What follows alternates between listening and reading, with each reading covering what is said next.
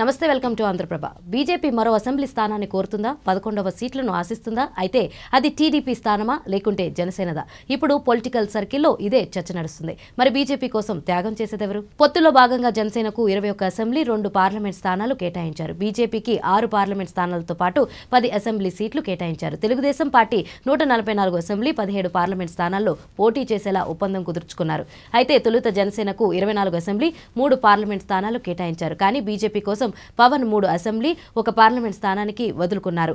అయితే తాజాగా తెలుగుదేశం పార్టీ ప్రకటించిన 3 స్థానాల్లో బీజేపీ అభ్యర్థులను ప్రకటించడంతో గందరగోళం నెలకొంది. ఇది చాలదన్నట్లుగా మరో అసెంబ్లీ సీటు బీజేపీకి రానుందని పురంధేశ్వరి ప్రకటించడం ప్రకంపనలు రేపుంది. ఇప్పటికే బీజేపీకి ఇచ్చిన 10 సీట్లలోనూ రాజకీయ రచ్చ సాగుతుంది. బీజేపీకి సీటు ఇచ్చిన ప్రతి చోట టీడీపీ శ్రేణులు రగిలిపోతున్నారు. మరికొన్ని చోట్ల జనసేన సైతం వీధిన పడుతుంది. సరిగ్గా ఇటువంటి సమస్యల్లోనే పురంధేశ్వరి ప్రకటన అగ్నికి ఆజ్యం పోసింది. జనసేన పాలకొండ, అవనిగడ్డ, విశాఖ సౌత్ స్థానాలను పెండింగ్ లో పెట్టింది. తెలుగుదేశం సైతం భీమిలి, చీపురుపల్లితో పాటు మరో 5 స్థానాలకు అభ్యర్థులను ప్రకటించాల్సి ఉంది. దీంతో బీజేపీ 11వ స్థానం విషయంలో ఎవరు త్యాగం చేయాల్సి ఉంటుందో తెలియాల్సి ఉంది.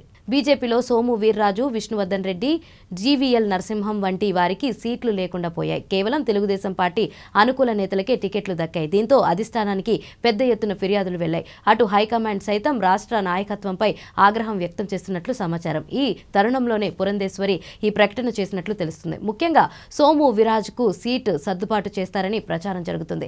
అయితే ఆయన మాత్రం రాజమండ్రి అర్బన్ కానీ, రూరల్ నియోజకవర్గం కానీ అడుగు పెడుతున్నారు. కానీ అక్కడ టీడీపీకి బలమైన అభ్యర్థులు ఉన్నారు. అయితే ఇప్పుడు ప్రకటించాల్సిన 8 స్థానాల్లో బీజేపీకి 1 సీటు వదులుకుంటారా లేదా అన్నది చూడాలి.